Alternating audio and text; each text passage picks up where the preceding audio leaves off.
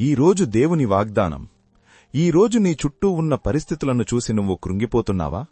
నీకంటే ఎక్కువ అధికారం, అందం, హోదా ఉన్నవారు నిన్ను తక్కువ చేసి చూస్తున్నారని బాధపడుతున్నావా? వారు తమకున్న ధనాన్ని చూసో, రూపాన్ని చూసో గర్వపడుతూ నిన్ను చిన్నచూపు చూస్తున్నారా? దేవుని వాక్యం సెలవిస్తోంది. యెషయా 40:8.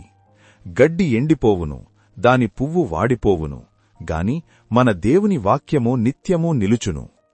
నీ కళ్ల ముందు కనిపిస్తున్న ఆ గొప్ప అందం, ఆ భారీ సంపద, ఆ అపరిమితమైన అధికారం ఇవన్నీ గడ్డి పువ్వుల లాంటివే.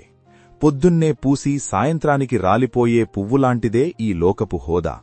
గాలివాటంగా వచ్చే ఆస్తులు, కరిగిపోయే అందం చూసి భయపడకు. అవి ఈరోజు ఉంటాయి, రేపు మాయమైపోతాయి. నీ దగ్గర డబ్బు లేదని, నీకు లోకపు హోదా లేదని దిగులు చెందకు. లోకం నిన్ను విడిచినా, మనుషులు నిన్ను తృణీకరించినా నీ దగ్గర ఒక అజేయమైన ఆయుధం ఉంది. అదే దేవుని వాక్యము.